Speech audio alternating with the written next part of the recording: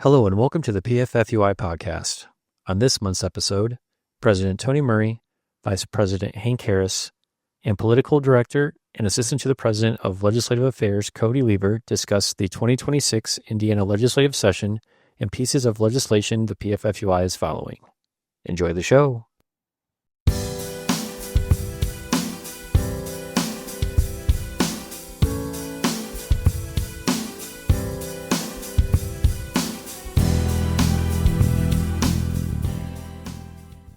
Hello and welcome to the PFFUI podcast. My name is Eric Shoaib. I'm joined today by President Tony Murray.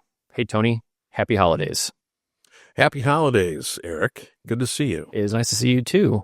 Today we're going to discuss the 2026 Indiana legislative session and the pieces of legislation the PFFUI is following. To do that, I would like to welcome Vice President Hank Harris and Political Director and Assistant to the President of Legislative Affairs Cody Leever to the program. I do want to, just for the purposes of going into the 2026 session, Mike Whited stayed with us an additional session after his retirement from Vice President. And throughout the summer, Cody has been engaged with Hank and I as the third, I guess you can call it the third wheel, the third party of the third team member of our legislative team. So Cody's been with us making the rounds throughout the summertime with all the legislators visiting at the legislative fundraisers and caucus fundraisers and our summer tour, which we had previously spoken about on this program. But good to welcome Cody, and this is something he's been very engaged in the business of the PFFUI and has taken a particular interest in the work that we do, both politically, because he's served now for a few years as political director, as you mentioned, on our political arm, but we've brought him in now as a legislative team member to help us in the halls. So Cody, welcome. And it's good. I think most people around the state know who Cody is. A little background. Can you give a little background about yourself, Cody? Sure. Happy to be here. It's an honor to serve in both roles, both politically and legislative. Honor to serve the brothers and sisters of the PFFUI in these positions. Anderson firefighter, been on the job over 18 years, a little over 18 years. Been local president up there since the end of 2012. Still serving that role. Like you said, I've been political director for a few years. Was district vice president before that, and a PFFUI trustee before that. So I've gotten around a little bit and coming down a few days here and there for every session since probably 10 years or so, but to really be involved at this level and to kind of see how the sausage is made from our end and how they're doing it at the State House has been very eye-opening. It's been a great experience so far, and I'm looking forward to the session. Yeah. So joining as a registered lobbyist, which we are for the association, and I think that it's important. Your experience lends itself to understanding the sausage-making process really well, actually, I think. And that's, I think, very helpful to the organization, helpful to being able to dive right in and work on these issues that we've been working on. I think we're going to talk a little bit about our priorities for the session, which didn't just start as they prepared to gavel in. We've been working through these for some time. So welcome to the team, and it is very good to have you. Absolutely. Thank you, sir. All right, so I say we just dive right into our legislative priorities. Vice President Harris, why don't you take us there? All right, we'll get started. Just a little background on where we're at with the session. As Tony said, you guys mentioned, it kind of got started a little early this year. Started back in, when was it? Seems First so long ago. Yeah, 1st December. So 1 through 12. Yeah, so we've already had 2 weeks of this 2026 session's already started. Since that time, there's already been over 200 bills filed. Deadlines are coming up that first week of January. January 7th, January 9th will be the last days of that legislators can file bills. So again, there's already been over 200 bills. All those bills I've already personally read them all, tracking, highlighting the ones that we need to follow and that could possibly affect us. Some of those, 2 of those, we've actually already have our priority bills that have been filed. So we'll start with the first one is Senate Bill. Well, and I would say, just for our listeners, these bills will continue to be filed, and we're going to review every single one of them as they come through. We categorize those as things that something we need to engage in, maybe just monitor, track along the process.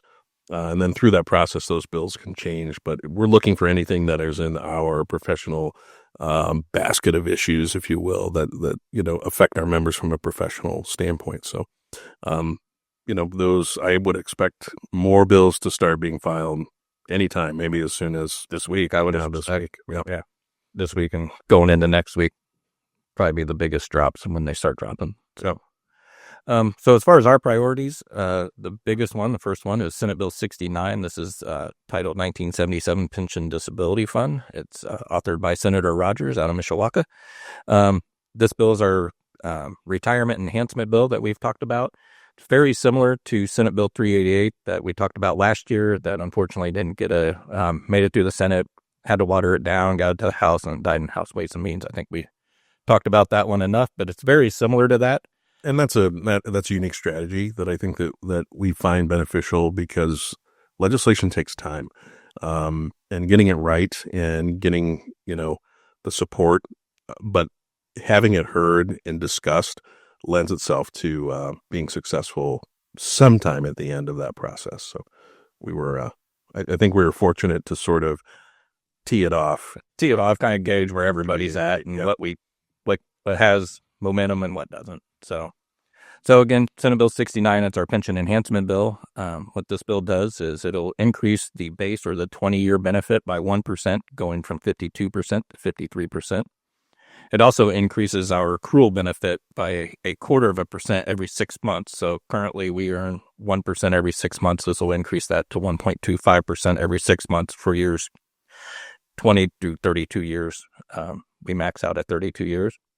What those two things does is it brings our max benefit up from 76% to 83% at 32 years of service. So it's a 7% increase on that.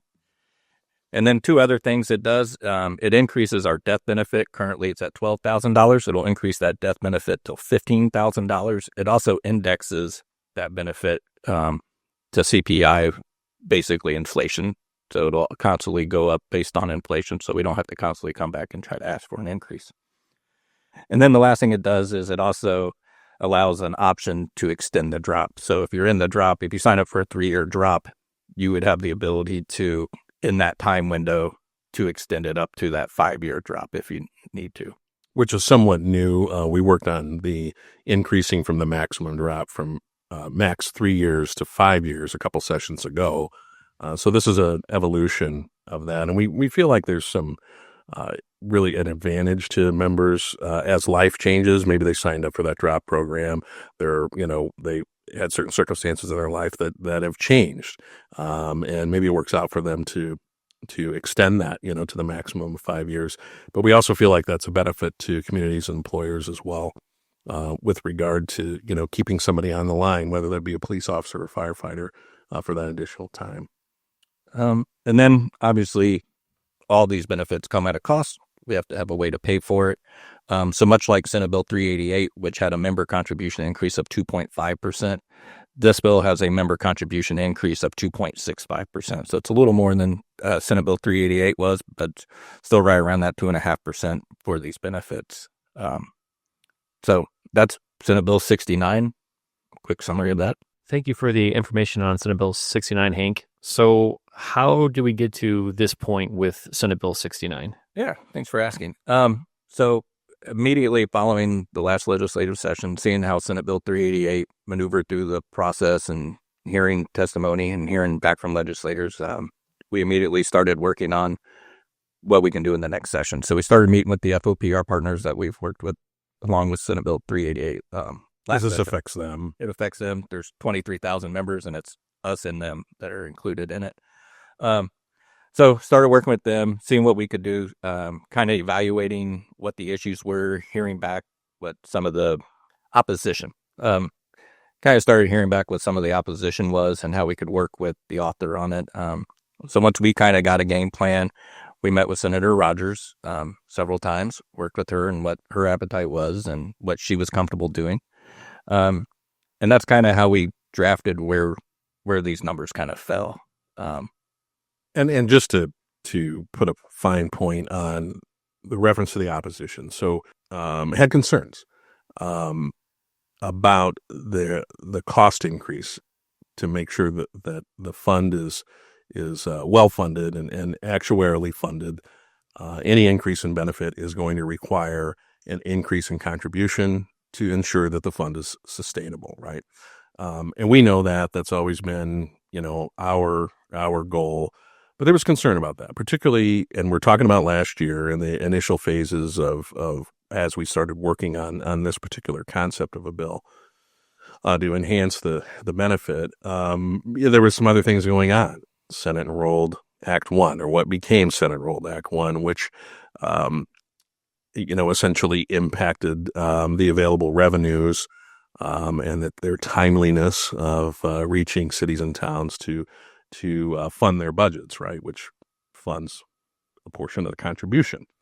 So with all that said, I think we understood, where that concern was. But at the end of the day and at the end of the session, and where we picked back up on our initiative here that we now call Senate Bill 69, at the end of the day, we were able to see some improvements in Senate Enrolled Act 1, and specifically for the local income tax structures. And, after last session, we realized that there are ways to help ease the concerns or address the concerns, I guess is a better way to put it, of cities and towns to pick up this cost of the increased contribution. And the one thing that we stepped up with on this particular bill, because in taking him back, just a little bit of time, this organization made it a priority to endeavor to see the 77 fund benefit increased. And that was some time ago that we had these discussions. And we've seen different resolutions, different iterations of this come to our convention, whether that be through increasing the COLA for retired members or increasing the benefit. There was discussion of reducing the age. All these things were put on the table. We feel like the approach here and the strategy here with a pay for and us as members increasing our contribution just a little bit, in this case, 2.65%, to achieve this benefit, we took a little bit of that burden off the employers as well, in order to do this, to address this, I think, important measure that we've heard from members that they want us to work on legislatively to enhance the benefit of the fund. So I think all of that explains how we got here, maybe a little bit. And this is a big bill, and this is a big change, because we are asking for an additional benefit that I think triggers benefits on all sides, whether it's a disability, line of duty, death, survivor benefit, the COLA, COLA means more. Yeah, the COLA means more. All of this is compounding, right? So when you increase a benefit, all of the benefits are compounding over time. So that's just a brief background kind of how we got here. But working with the author, as you mentioned, was an important step because the author, Senator Rogers, is also the chair of the Senate Committee on Pensions and Labor, which is where this bill is heard and where it starts off. So, and we did, I think, due diligence in terms of looking at and measuring the benefits to this, the how many people does this impact? In what way does it impact? I know that you did some research, Hank, about and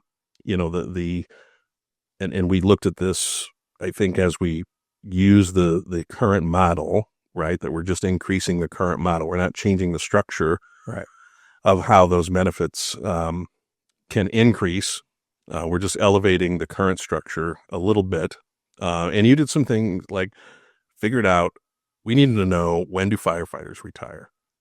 And statewide, I think we can say, based on our analysis, about 26, 27 years of service is about the average. Is that about right? Yeah, the majority is way over, is 26 is about the minimum. There's a few that do 20 and out, and most of them, it sounds like, they're either a disability or they're going on to do another career. But most of our people stay at least 26 to 30 years seems to be the norm. Yeah, and I think, a defined benefit, such as what's in the 77 fund, with all of its elements, is very important. And I think that we tried very directly to message that across the state, as we met with locals and their leadership back in November to express that.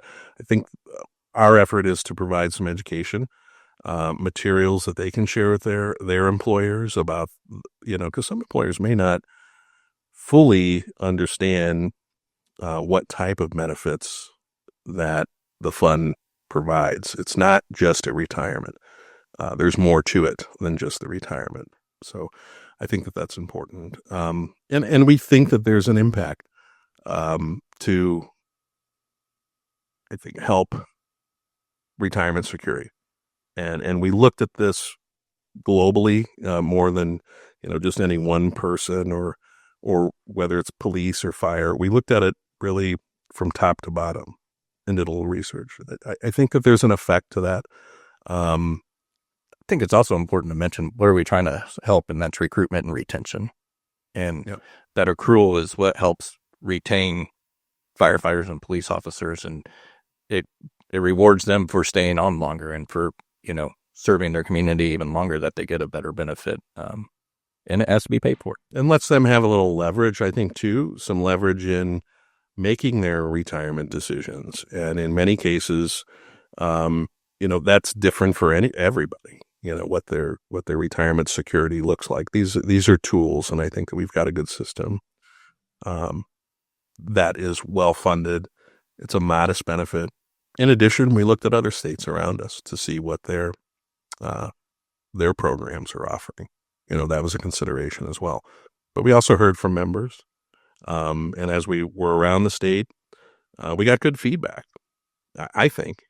And I'll just say, with this being my first time being involved at this level, going on the summer tour and having those meetings with Chairwoman Rogers and seeing how we have to take the fiscal into account and seeing what she's willing to do and willing to hear as the chairwoman of the committee. The locals that I'm familiar with, my own included, our numbers are spot on with what Hank said, with members retiring, staying 30 years, 32, 35 years, getting the biggest bang for their buck for retiree insurance, and making sure when you're on a fixed living, you know what that's going to be.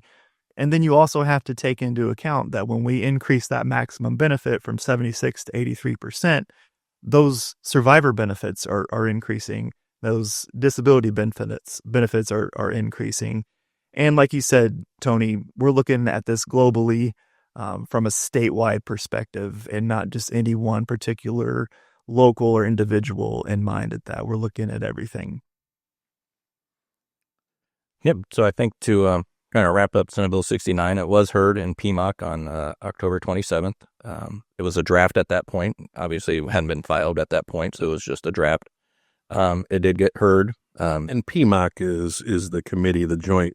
Pension Management Oversight Committee. It's a joint House and Senate committee with civilian representation as well, where changes to any pension that's managed under the state's funds is vetted. So this was vetted as an idea. So, both the FOP and the PFFUI presented our testimony back in October.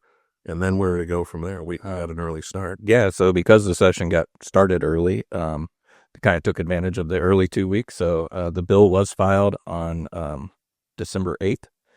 On December 10th, it was heard at Pensions and Labor, which is a very quick turnaround. Very quick turnaround. I see that.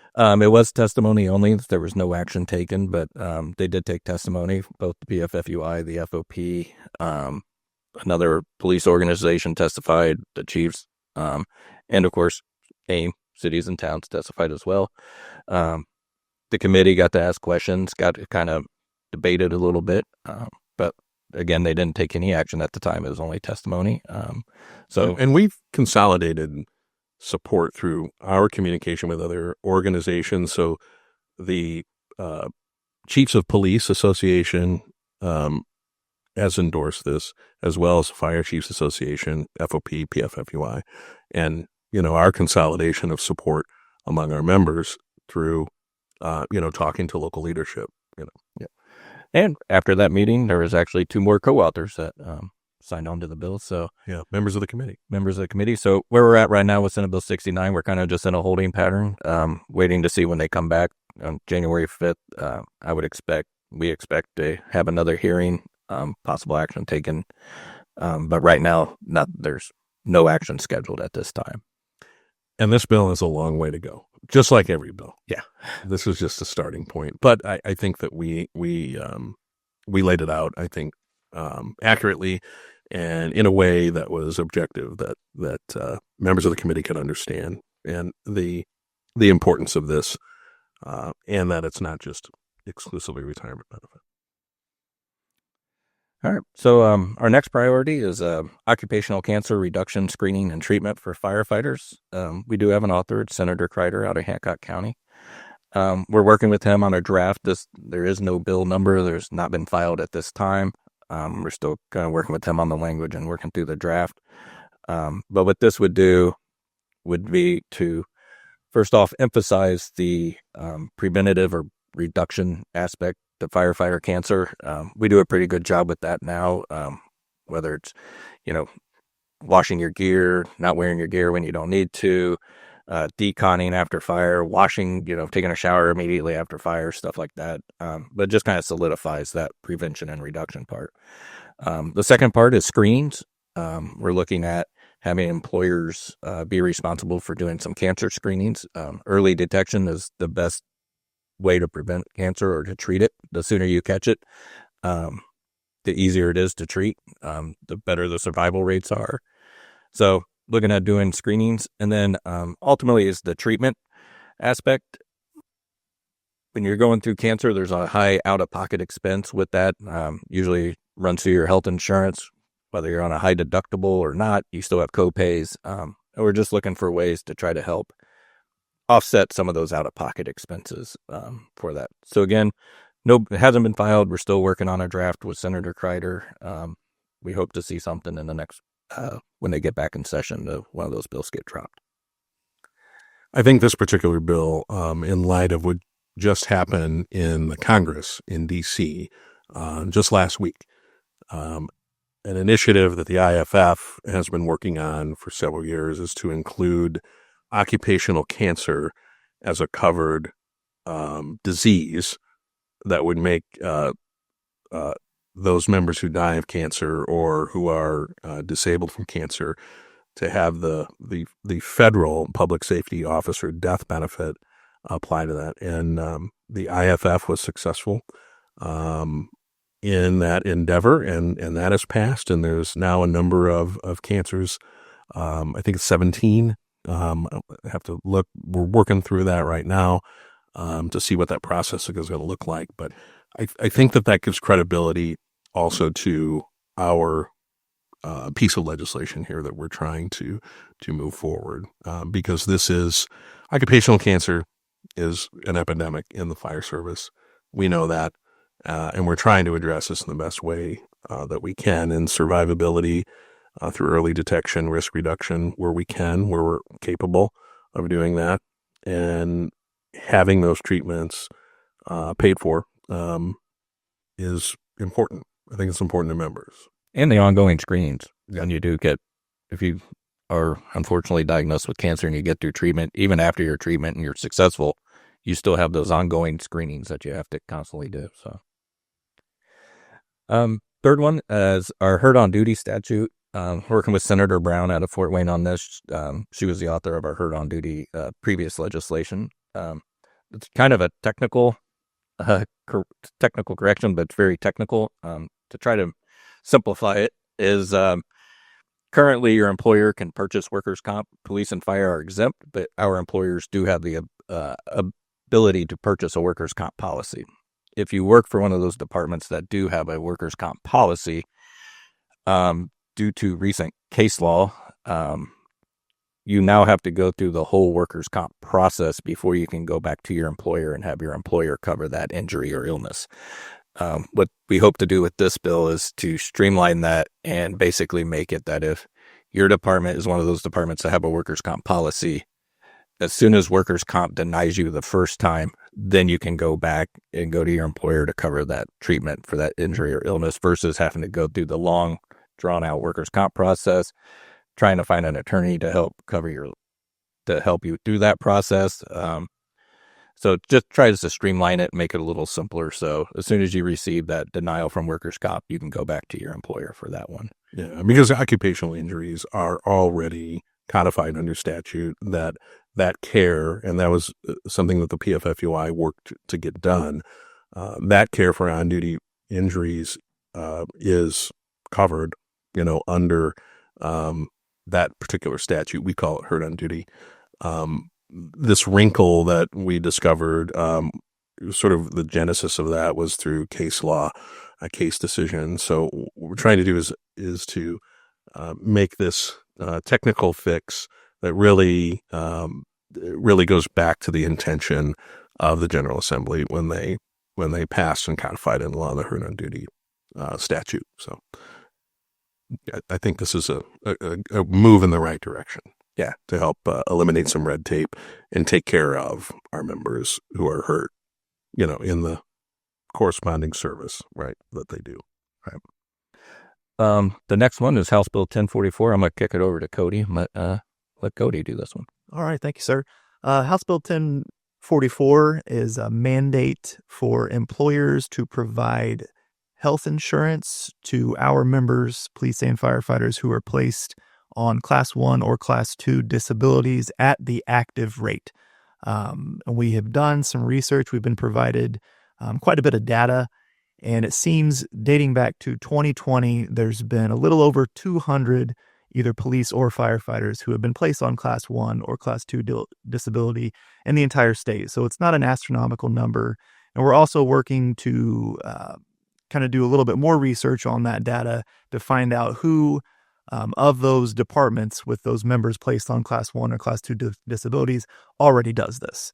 We know, take Indianapolis, for example. Indianapolis already provides health insurance to these members at the active rate. So we can take all of those members off the list. So we're whittling down that number of who this would be something new for, basically, moving forward. Because, again, we're expecting this is going to be possibly an additional cost to cities and towns who don't already do this. But again, we're going to show that it's a minimal cost for something that these brothers and sisters and these police officers, these firefighters who have been injured, hurt on the line of duty, and now can no longer do the job, aren't now facing bankruptcy due to health insurance costs. So we're whittling down that number, and we're still kind of looking for that data to come in, and we're going to be able to have that to provide when we get to a committee to testify in. And I think this really addresses the issue of, again, doing the right thing. And there's a lot of departments that are already doing the right thing. Maybe some have not considered this. Either they're doing it by policy or by contractual agreements, but this is the right thing to do. And this model through this bill is really modeled after the VA. And the military benefits. So if a military member is injured and disabled, they have access to health insurance, and so do their dependents who qualify up until the time that they have a replacement means of insurance. But I think this is the right thing to do for the right reasons. So, all right. Next one is House Bill 1060. It's titled Emergency Medical Services. What this actually is, though, it addresses degree programs.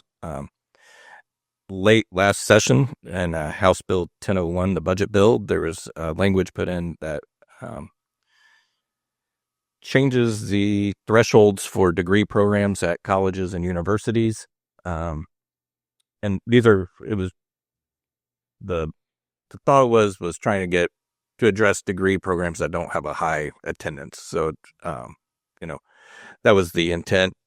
Unfortunately, it was brought to our attention that this could have a negative impact on our paramedic science programs through IU and Ivy Tech.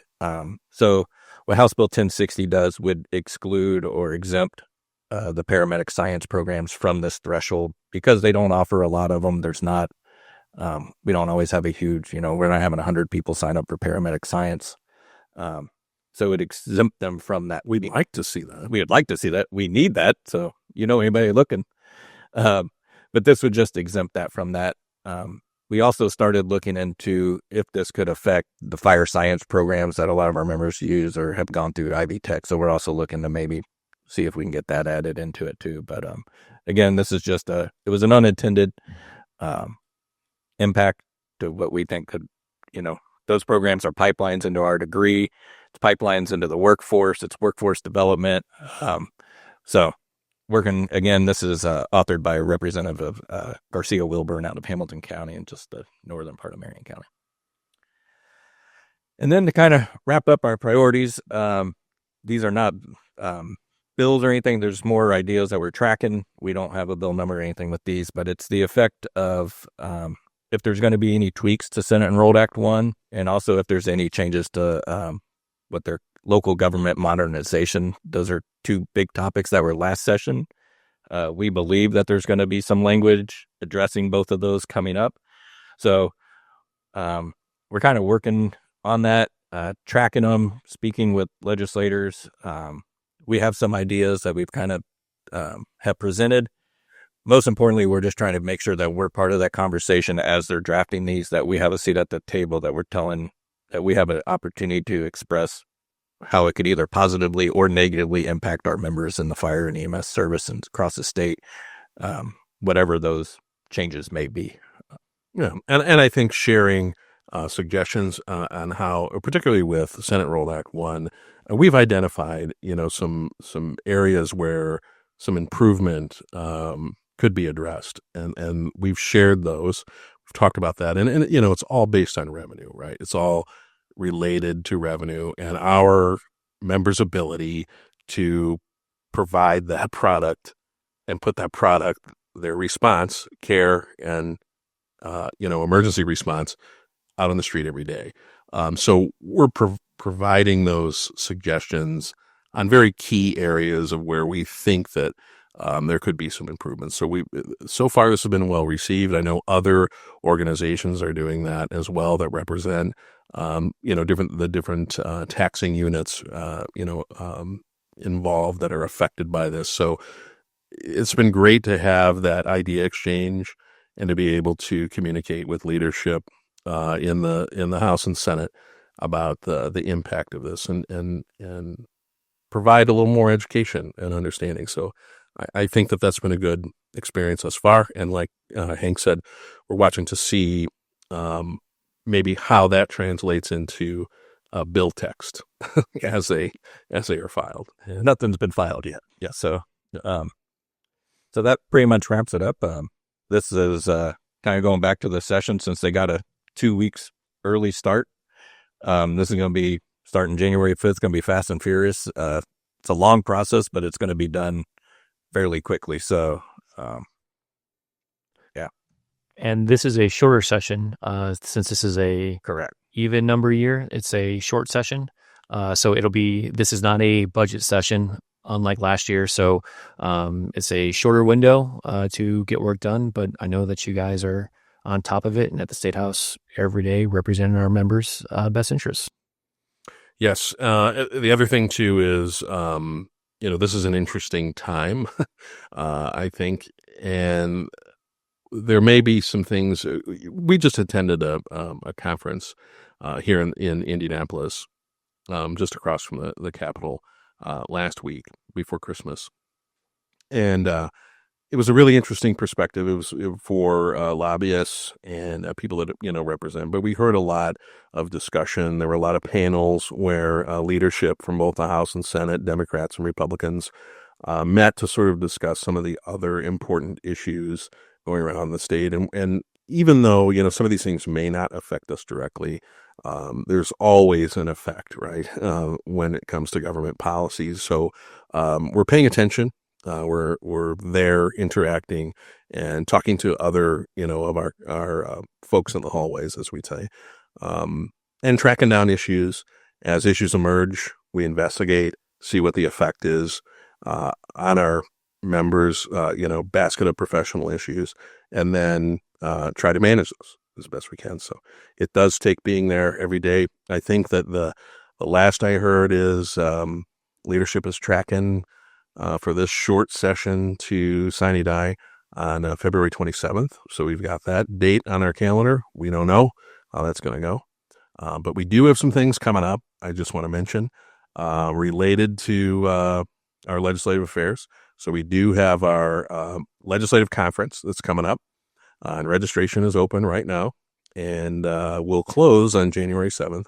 But that is going to be our partnership education program for local leaders on day one, which is February 9th, and then our legislative conference on February the 10th.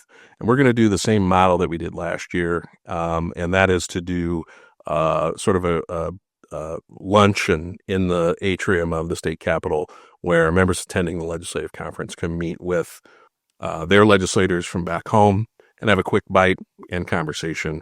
And I think that last year we were at a disadvantage because we were right at the turn and the Senate stayed in, I think, that night until about like 8 o'clock. So we didn't get to see many senators, but we saw members of the House. So we will be there again to help support and hopefully advance our agenda. And for the most up-to-date information in regards to our priority bills and things happening in the legislative session, please visit our social media accounts. We will have updates as they happen, as well as our website, www.pffui.com. All right. Well, thank you again for this opportunity. It's been a pleasure. I want to wish everybody a wonderful, happy New Year, 2026. And don't forget to support the PAC. Thank you, and Happy New Year. Happy New Year, everybody. Have a happy New Year. Take care. Thank you for listening to the PFFUI podcast. Follow us on social media by searching the Professional Firefighters Union of Indiana. For more information about news and upcoming events, visit www.pffui.com. Until next time, this is PFFUI Communications Director Eric Shoaib. Stay safe.